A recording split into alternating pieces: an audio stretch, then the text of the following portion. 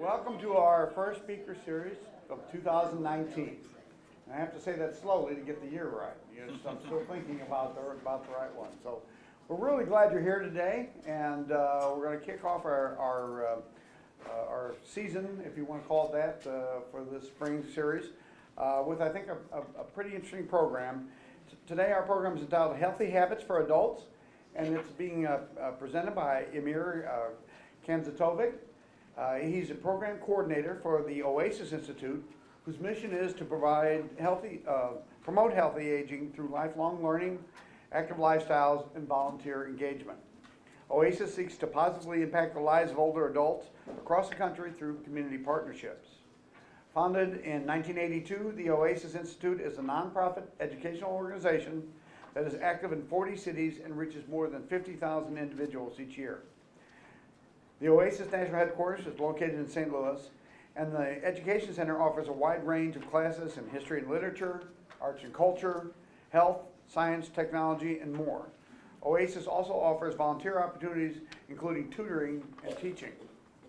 Emir is a graduate of the St. Louis University's College of Public Health and Social Justice, where he obtained a master's degree in public health. He is part of the Oasis Health team and primarily works with the Stanford University's diabetes and chronic self-disease management programs, as well as with Peers for Productive Aging and Healthy Habits for Adults.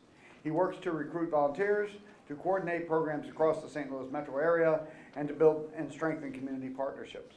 So please join me in welcoming Emir Kandzetovic. All right, can you all hear me? Does this work?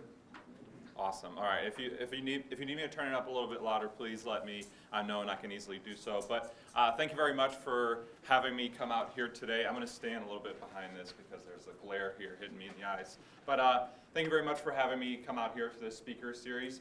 This is my first time on campus, and it's very beautiful, so I'm very excited to be here. And it's a very large group, which is very exciting as well. As mentioned, today I'm here to talk a little bit about the Healthy Habits for Adults program. And then before I get into that, I also wanted to talk a little bit about Oasis, kind of who we are, what our mission is, and then how potentially, hopefully one day Oasis could be down here in your community and how we can make that potentially happen. So what is Oasis? So Oasis is a national nonprofit organization that is designed to enhance the quality of life in older adults.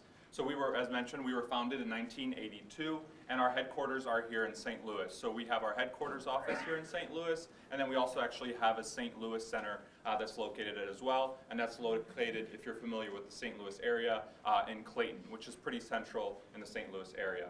We also have about 8 or 9 other centers across the country, kind of doing full functioning programming that the local St. Louis is doing, but then we also have partnerships in over 40 other cities doing some kind of Oasis programming and some kind of partnership with Oasis. So we're kind of all over the country doing our programming. So basically what our mission and vision is for older adults to pursue vibrant and happy lives, and that's going to be through our 3-prong approach here. So the way we approach healthy lifestyles and healthy aging is through our lifelong learning, active lifestyles, and then volunteer engagement.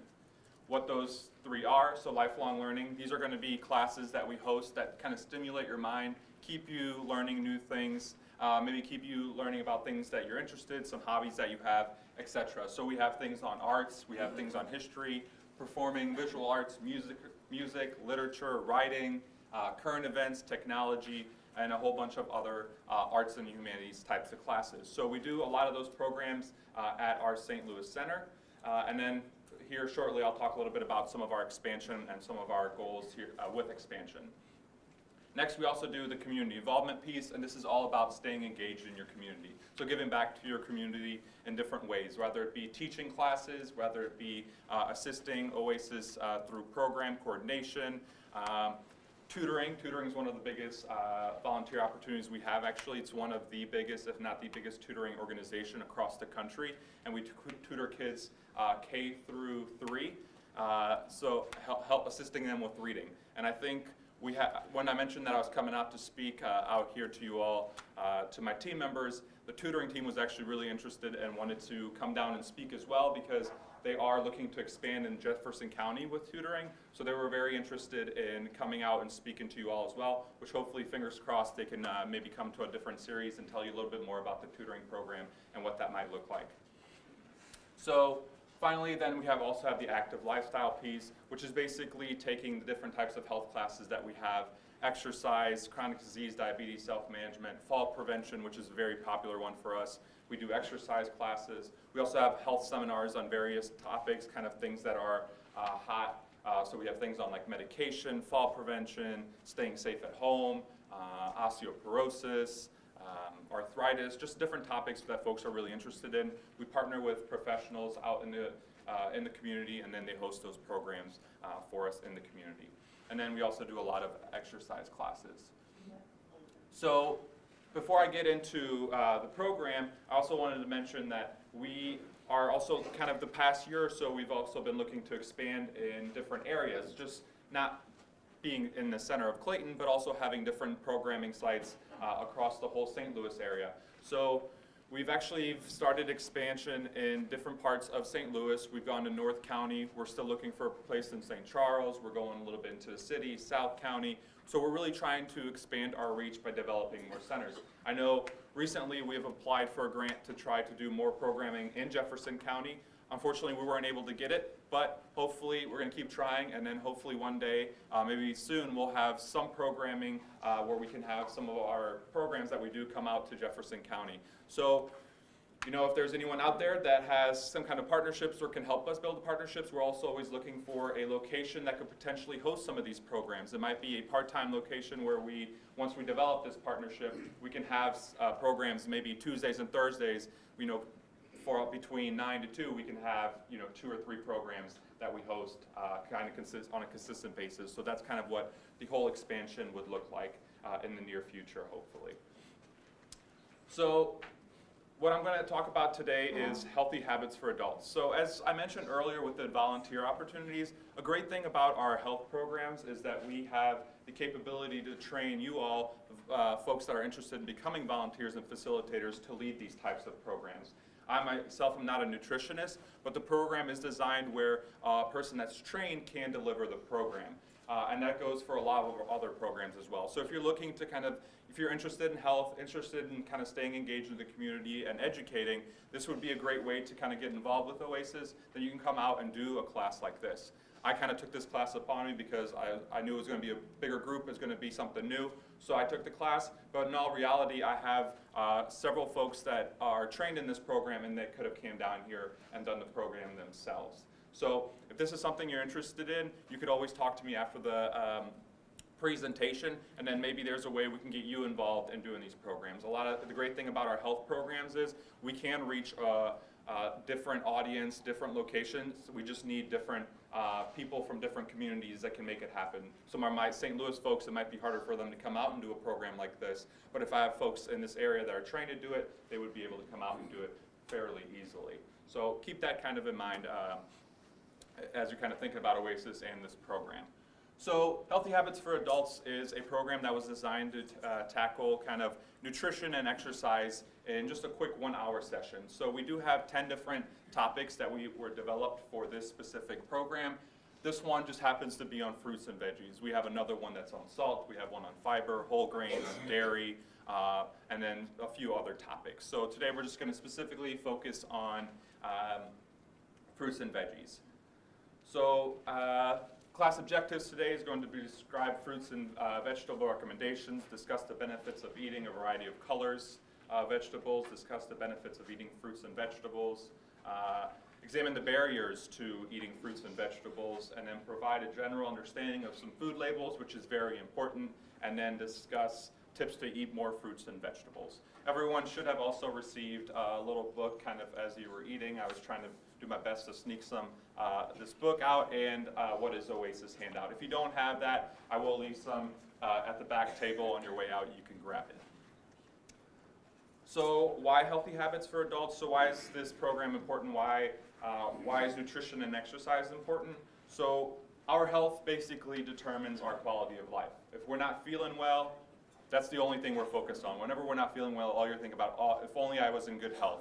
That's all you're kind of focused on. So nutrition and exercise are big, if not the biggest components in making you feel better and making sure you're taking care of your health. So good nutrition and exercise also helps prevent a lot of chronic conditions that folks face. Things like diabetes, heart disease, arthritis are all affected by nutrition and exercise. So if we eat healthier and exercise more, we might be able to reduce some of these conditions or prevent some of the complications that come with the conditions.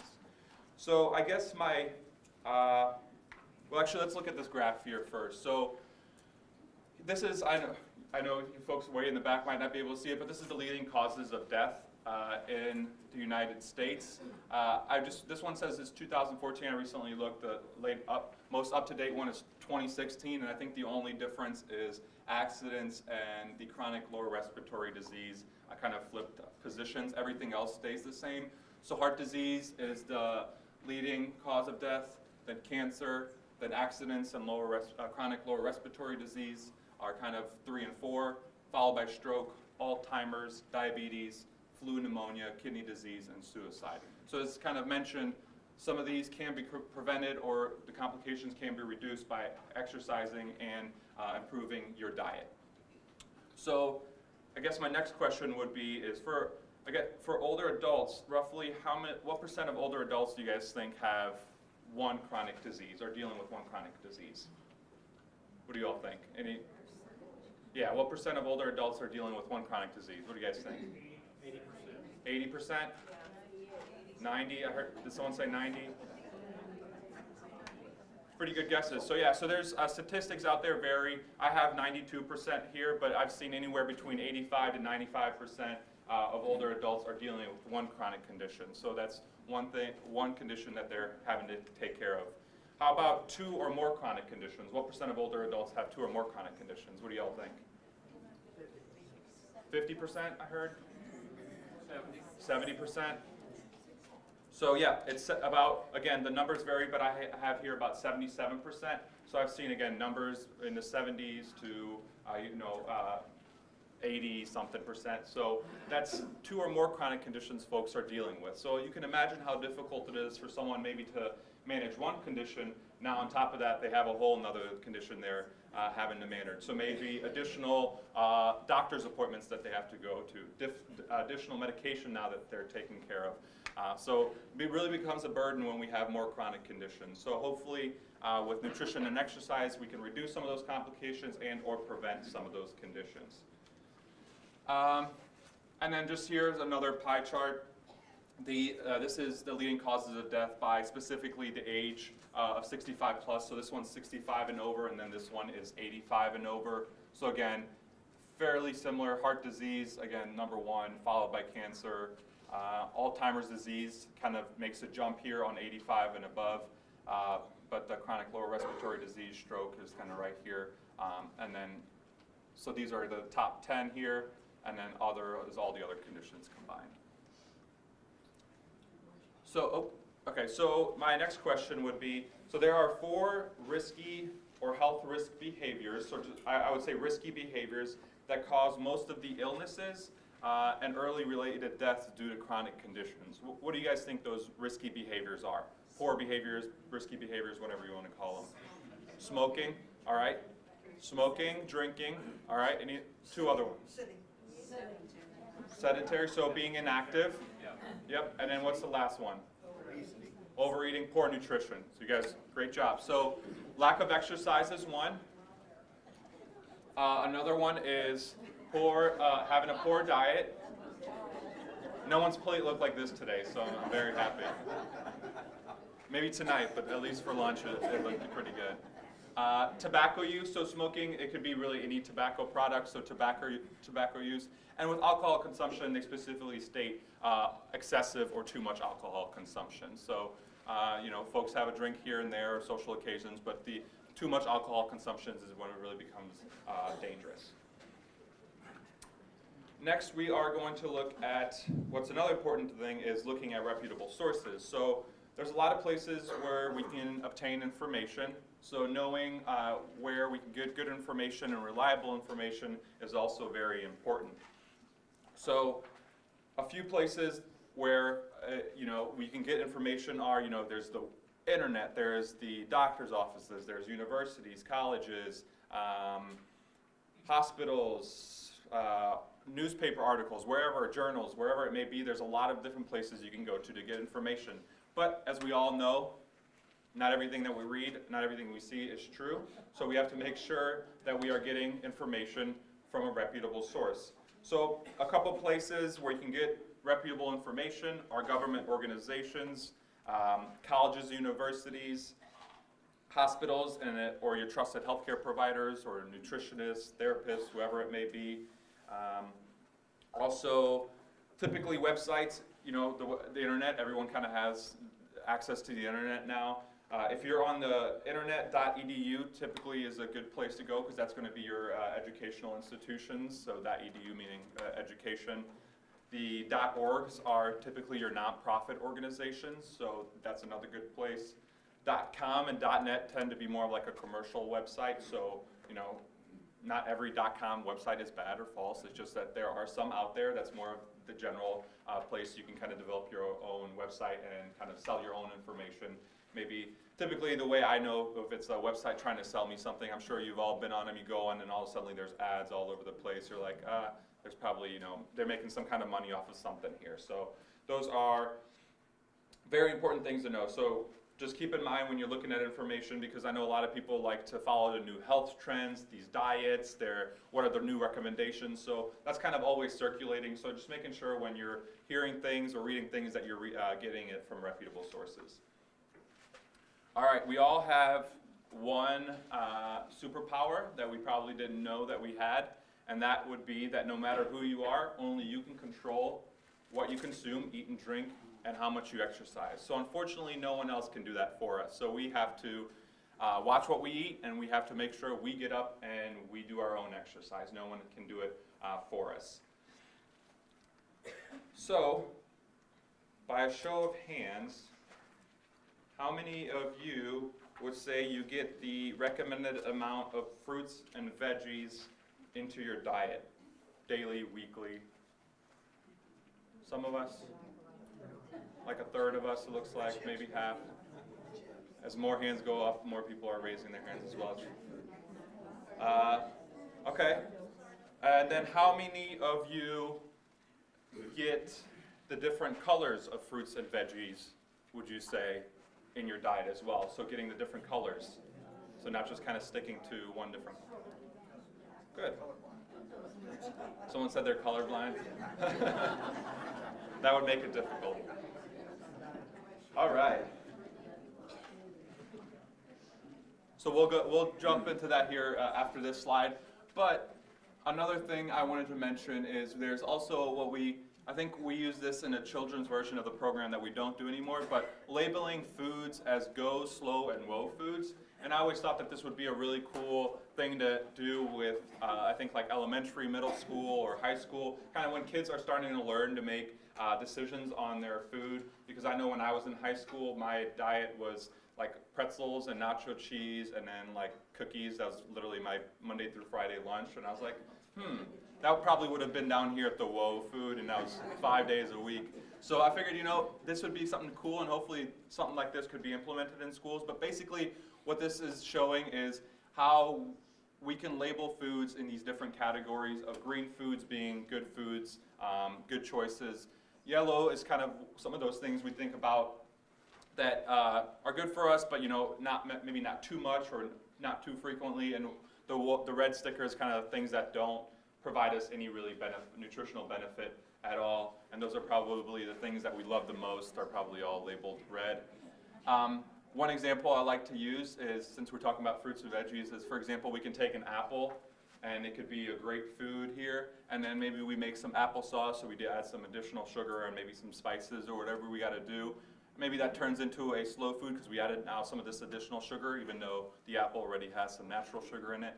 And then, guess what we did? And I saw it out there, the apple pie.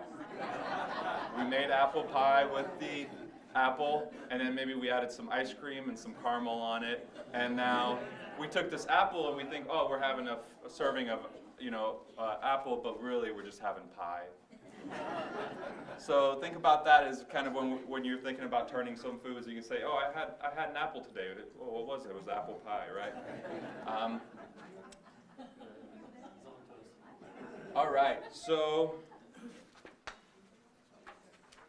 today, as I mentioned, we're going to focus a little bit about the fruits and veggies. So the daily recommended amount of fruits and vegetables per day would be about 3 to 6 cups. So those of you that raised your hand that you think that you get enough servings, do you think you get enough servings? Now looking at 3 to 6 cups? Maybe not. All right, well, so the recommended amount is 3 to 6 cups daily for fruits and vegetables. And when you think about kind of the meal, not the plate method, if you ever kind of seen the plate should be, whenever you have a meal, half the plate should be about fruits and veggies. So if you're having three meals in a day, typically you would meet that 3 to 6 cups of fruits and veggies if you kind of split your plate in the Myplate method, as they consider it. As mentioned, not only do you need 3 to 6 cups of fruits and veggies, but you also have to get the different colors of fruits and veggies in your diet as well, because the different colors of veggies, not only do they make fruits and veggies, not only do they make the plate look bright and beautiful and delicious, but they also provide a lot of minerals and nutrients based on the color. So you get different things from the different types of fruits and vegetables based on their color. So that's why it's important to have the different colors whenever you are having fruits and veggies. So keep that in mind. And as we kind of titled it, it's think about eating the rainbow. So making sure that you eat all the different colors. Let's see here. So the different colors. All right. So let's start off with the different colors. So let's take red. We'll start off with red. What are some red fruits and veggies that we can think of that we could have?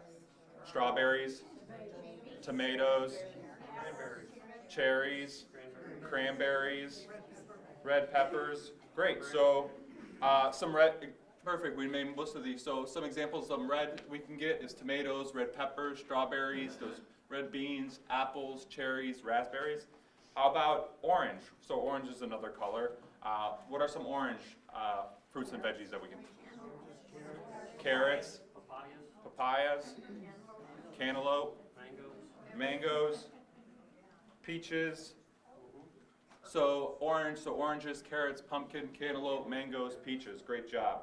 How about yellow? What are some yellow fruits and veggies we can get? Squash, bananas,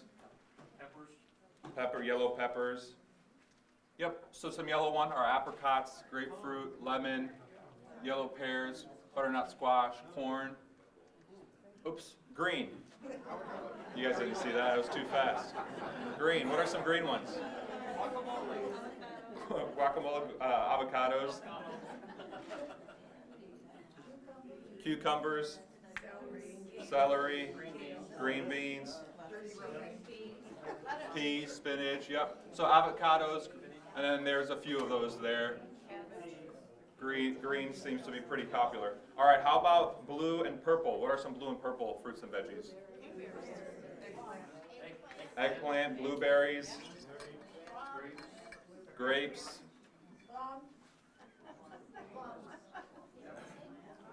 yep, so plums. So here's some grapes, eggplant, red cabbage, blueberries, and I think you guys name more. And then how about white? Cauliflower, yep. Anything else? Potatoes. All right, so I'm going to reveal those. So white peaches, cauliflower, garlic, ginger, mushrooms, onions would be considered white. All right.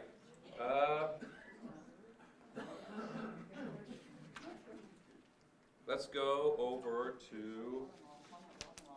All right, so as we mentioned, so the colors add different minerals and nutrients and vitamins that we need. So that's why it's important that we try to get a variety of these colors when we are eating fruits and veggies, which is hopefully every day. So how about, what are some dishes that can be served which include all different colors of fruits or veggies? fruit salad, yep. A salad, yep. Soups, yep. Soups is a great one. Stir fry, yep. And then another example that they gave here is chili. So chili, throw in some tomatoes, beans, onions, peppers, etc. So yeah, so there's some pretty easy dishes that we can do to include all different types of fruits and veggies. In addition, fruits and vegetables are also a great source of water. So water is also very important. So when we are eating fruits and veggies, we also obtain water. Some fruits and veggies have more than others, like watermelon will have a lot of water in it. Also, it is low in calories and fat. So typically when someone does say, hey, I'm going to go on a diet or I'm going to eat healthier, they jump right to the fruits and veggies because they tend to be really low in calories. You can probably have a lot more of a salad than you can, one burger, and you can fill yourself up with a pretty big salad. So they're low in calories and low in fat. They're also a very good source of fiber, and fiber is very important for the digestive system and moving the things around in your stomach. So fiber is very important for that. And also fiber is typically only found in fruits and vegetables, and once you start modifying it too much, you also start losing some of that fiber. So the more it looks like from when it's been picked, the more fiber it's going to have. So if it looks more natural, that means it's going to have some of the fiber. So so whenever you modify it, you do tend to lose some of that fiber in the product. Dairy and meat products do not contain any fiber, but beans are a great source of fiber and protein. All right, so let's talk, some of the benefits for eating fruits and vegetables, for our health at least. So they maintain a good digestive health, as I mentioned already with the fiber. They prevent certain types of cancers. They can help us decrease obesity, decrease heart disease, decrease cholesterol, boost our immune system, keep our eyes, skin, and hair healthy. Great source of water as well, because I know a lot of folks, I get a lot, or like, I just can't drink plain water for whatever, it has no taste or tastes bad, whatever folks like to say. So it's a great sort of way to get some water, and then also it's a great source for fiber and an increased source for fiber. So my next activity, which I'm not really going to make an activity, but we're going to look at some barriers. Okay, it's this one, yeah. So some barriers that folks commonly come up with for eating, not eating enough fruits and vegetables, and then I'm going to discuss some solutions for some of those barriers. So what's a common, I guess my question would be, what's a common barrier folks state for why they don't eat fruits and vegetables? They don't taste good? All right, let's skip that one. How about, what was another one? They don't taste good.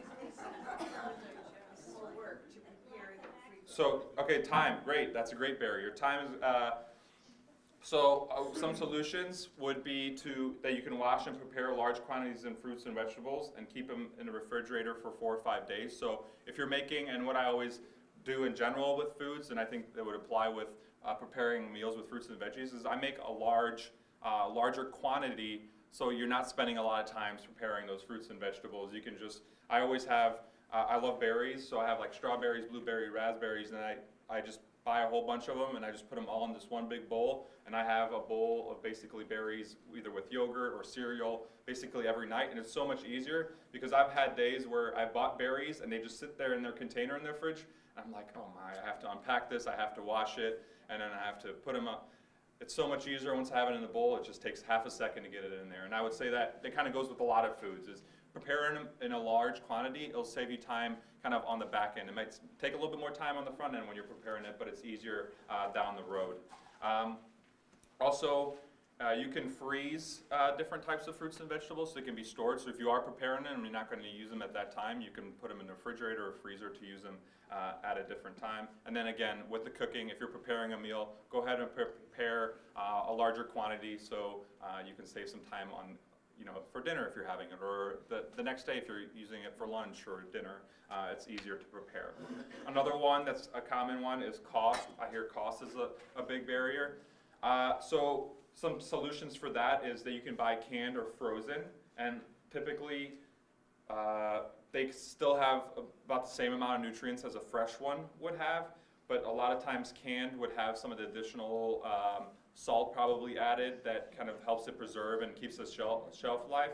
So what a lot of folks I would recommend to do is just drain it so you can get rid of all that excess, so you can just wash it and then you can eat it. Frozen's a great source as well. And if you're buying in season, it's obviously going to be cheaper. So if you're buying out of season fruits and veggies, just buy them the frozen or canned if you're looking to save money that way.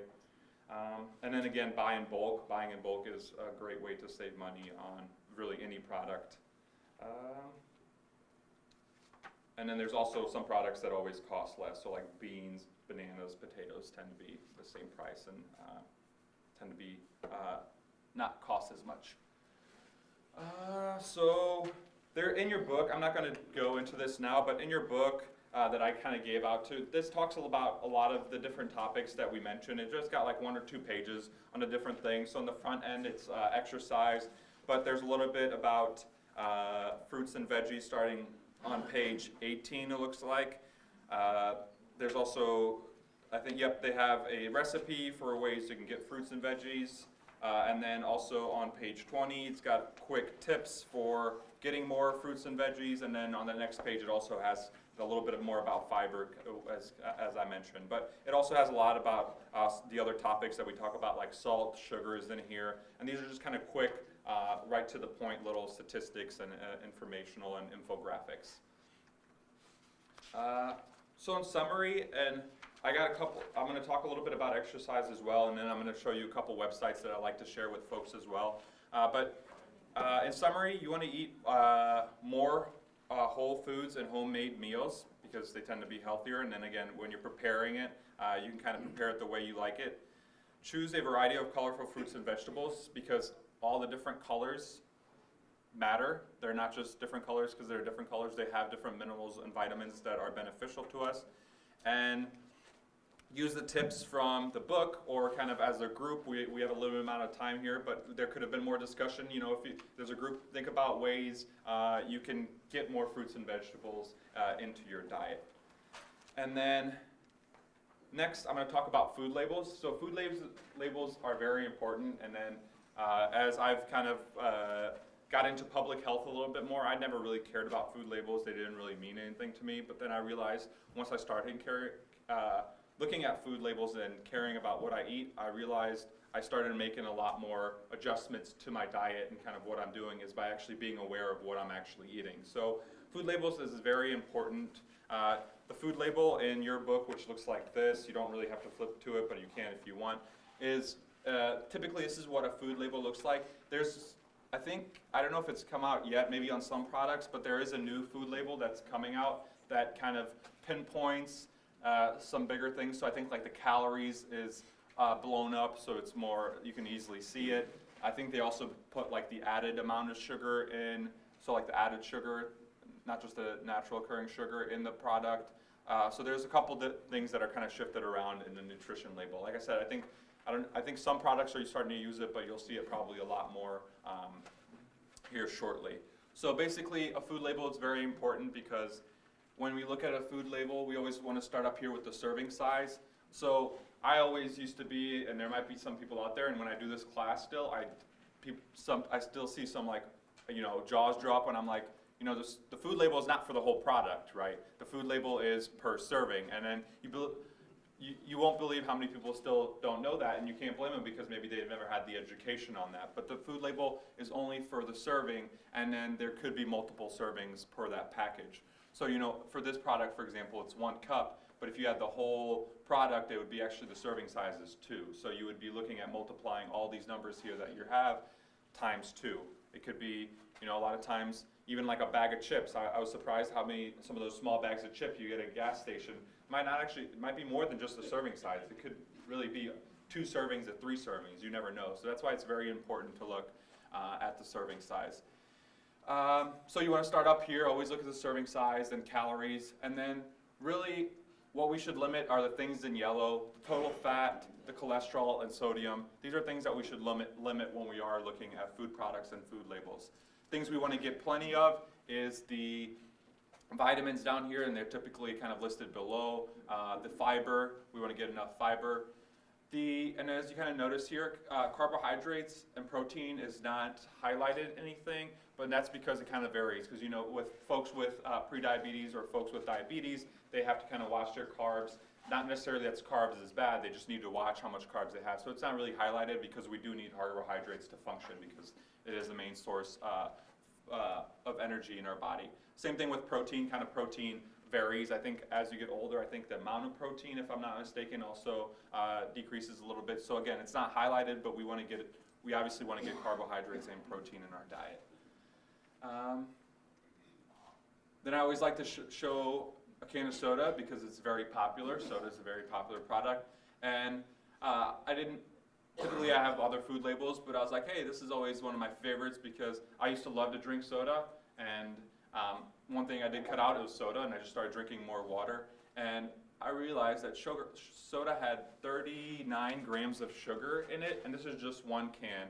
And again, I like to share this because a lot of the programs I do this, it's one that really sticks out to folks. Is like, what? It has 39 grams of sugar. That's a lot of sugar. I think this is just right about the recommended amount of sugar per day for an adult male. So 39 grams, and this is just one product you're having. You can imagine when folks go to the gas station and they fill that little 32 ounce or 64 ounce, how much sugar that's going to have. That easily has over 100 grams of sugar, which is well over the recommended amount. And this is all added sugar, so this is not anything naturally occurring in the product. So a couple websites, since I did talk about resources, and a lot of folks are always asking me, like, how much do I need of this? How much do I need of that?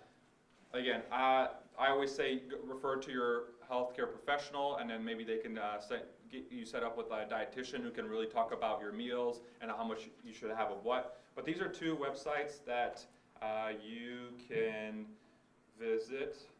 Nice, I remembered. All right, so choose myplate.gov. This is from the United States Department of Agriculture. This is kind of where we get that whole MyPlate method of how much we should eat of what. And I really like this one because you can get information on this site here, and there's also so there's a lot of information about the different nutrients, the fibers, sugars, and all that good stuff. But there's also the MyPlate Plan, which kind of gives you a basic idea of kind of what you should be having in your diet and how much of it. So if you start here, you can kind of type in your information. So for example, I'll just type my info here.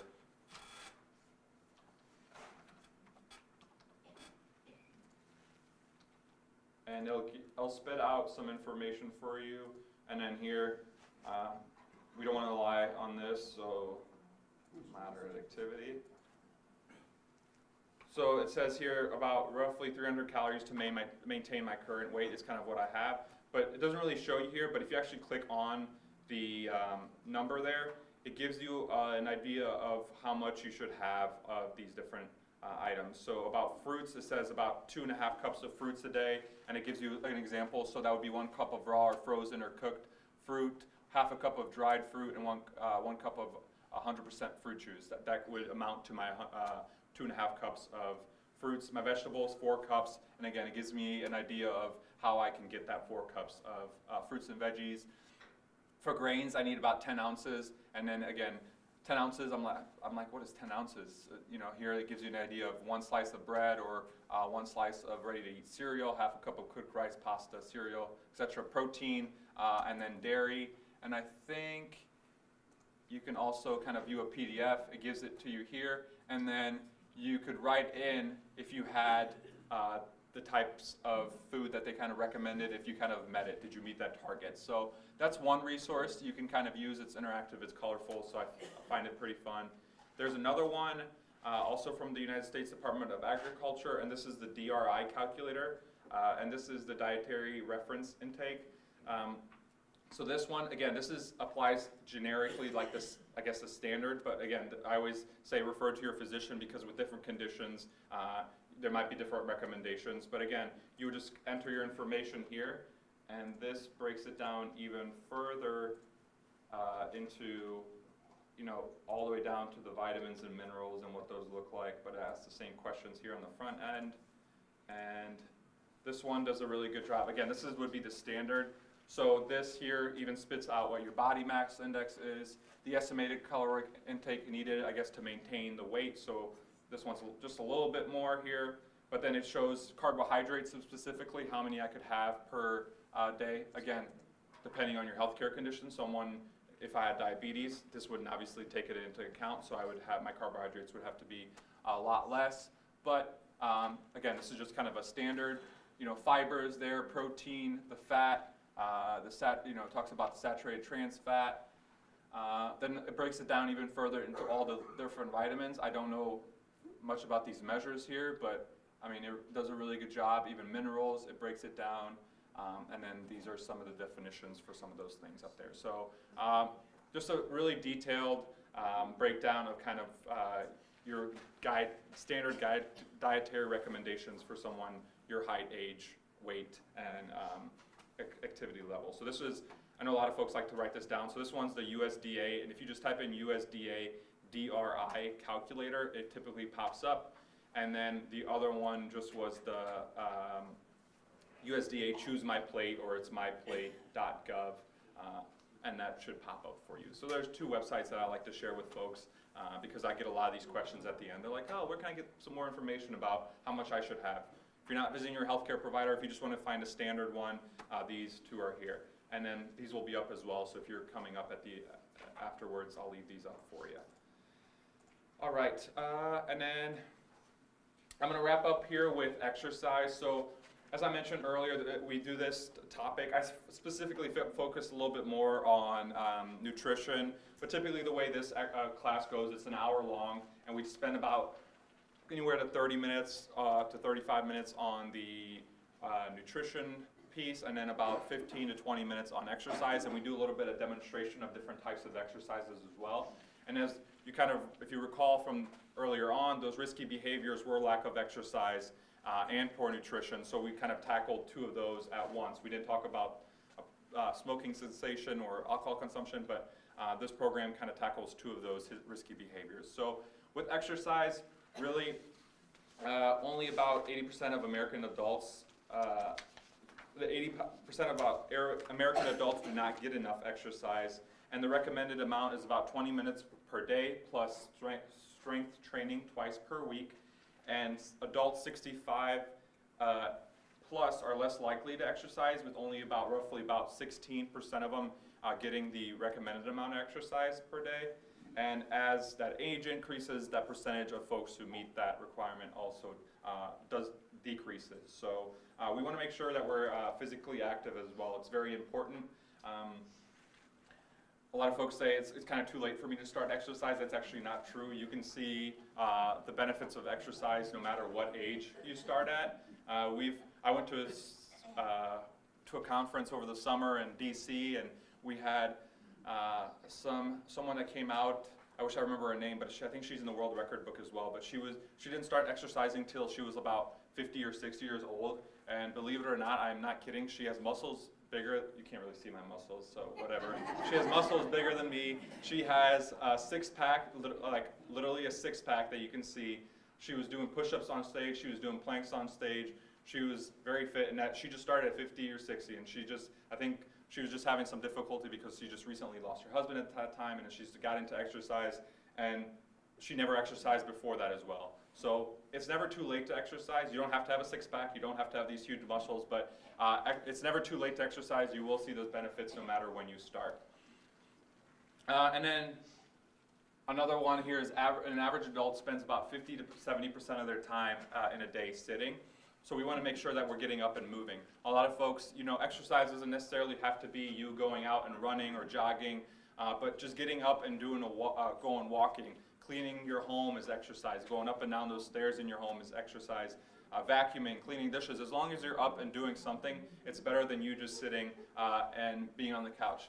And if you are just sitting and watching TV on the couch, you can still do exercise. So there's really no excuse. So the four types of exercises that we need are cardio cardio endurance, so this is just your cardio exercise, your aerobic exercise, cardio for short. And these are things like walking, dancing, if you like to dance, that's exercise as well, swimming. So these are things that increase your heart rate, so that's a cardio exercise. Strength training activities, again, we mentioned we need these twice a week. This would be things where we just lift some weights. Again, if you don't have weights, it doesn't have to be excuse. You have maybe a water bottle sitting at home, or even maybe like a resistance band, whatever it may be. All you need is resistance. Actually, you have your body, which is a weight. So doing some wall push-ups is resistance to your body. So there's a lot of ways that you can use your body as well as weights, especially with legs. An easy workout is just getting up and down out of your chairs for about 30 seconds to a minute, and that works on all your leg exercise. So there's plenty of ways you can get some strength training activities. Flexibility, another important one. This basically are just stretches that help us improve our range of motion and our flexibility. And then balance exercises are very important, and these are basically exercises that help us keep us on our feet and from falling. And these, again, can be pretty simple. It could be as simple as just kind of standing behind a chair and just standing on one foot for a little while, testing yourself. It could be as, walking in a line, kind of in toe to toe. Just different types of exercises just to maintain your balance. The book here, also in the front, has some examples of exercise. There's a website called Go, and then the number 4, and then Life. So Go, the number 4, Life. And they have an exercise book, and they also have materials on their website, and that's from the National Institute on Aging, that you can get for free. I don't have a copy of me, but there's a book that they have just full of exercises that you can basically do at home. It's no gym equipment, it's just different things you can do at home, seated, standing, and all the different types that we talked about as well. And you can actually get that free from the website, and that website is Go for Life, and you just kind of have to dig around in there. I can maybe even show it to you here in a sec, but that's another place you can get that exercise book. And I bring that with me, and when we do the exercise demos, we actually pull them from that exercise book. So, so basically for closure, I'm going to leave some some time here for some questions. But basically, think about on your way home or whatever. Just think about ways you can kind of get more fruits and veggies. Maybe you are getting fruits and veggies, but you didn't get enough the various colors. Think about how you can do that into your life. Maybe you're not getting fruits and veggies at all. Think about ways you can do that. Same thing with exercise. Think about ways you can be more active. Again, if you have an excuse of why you can't exercise, I might have a rebuttal of how we can modify that so you can get some exercise. There's no class evaluation. I know I did a great job, just kidding, hopefully. And then, thank you very much for attending. We have questions for Amir. Yes, ma'am, I kind of see a... I never heard of dairy products. Dairy products? What about them? I never heard you mention. So dairy, yeah, so dairy is another part, so dairy is another part of the Myplate method, so there's always like a cup of like a yogurt or some milk that you need, but we also have, specifically this program, we do have one on dairy. Yes? It's real easy to get in cooking or non-cooking ruts. Mm-hmm. And then, you're thinking about 3 to 6 cups of vegetables a day as well as kind of moments, but I get inspired by like seeing recipes when they come up on Facebook or something Mm-hmm. like that. And there was a comedian that called the vegetable bin in the refrigerator the rotter. and that's where, like, every year I go out and buy butternut squash and then it turns into a rock. Mm-hmm. But I got like some chopped Asian, a prepared mix, and I think for some older people, fresh is better, organic's better, all of that. But if it's hard for them to chop, better to even get like the bag if cost is not a barrier, like that. And then, that thing that I bought may have ended up in the rotter. But instead I saw like a Facebook recipe for a goulash, and I'm like, oh my gosh, I haven't made that in eons. And so that bag with the carrots and the cabbage already cut up went into that. And I think maybe it's good to think in terms of these fresh veggies, but the use of them and some inspirational ideas that we really get with recipes. Yeah, with recipes, it's a very great way to kind of, especially kind of jumping out of your comfort zone, I think, with the recipes and just kind of seeing what's out there, because a lot of us might be used to kind of, and I'm the same way, just sticking to one thing that you've always been eating or preparing it the one way, but there's so many creative, and I see those recipes on Facebook all the time. I'm scrolling through it and there's like, ooh, and then they show a quick video and in 2 minutes you're basically a professional cook. Right? So like I meant to make a comment that we have down here is we have the farmers markets. There's one in Hillsborough on Wednesday that the farmers sell their fresh produce, whatever. We have one in DeSoto on Saturday mornings, so we can get a lot of our fresh produce from our farmers down in this area. Yeah. That's great. So yeah, there's some pretty good access here to some of those fresh fruits and vegetables. Yes. I make a smoothie in the morning. Already today I've had grapes, apples, mangoes, blueberries, spinach, kale, some other things I forget what all. And I do that in the morning. I make a Yeah, we didn't talk about it, but that's And exactly. also, you can buy the big bags, Uh-huh. and then you break them down into small bags. I zap them in the microwave for just a little bit, and then I'm by, this is just for one person. And then I take the bags and then I put it into the big bag, like spinach. And then you just take out that portion for that day. Mhm. You freeze the whole, you freeze them up into little bags. Mm-hmm. And that way you got it all ready for you to go.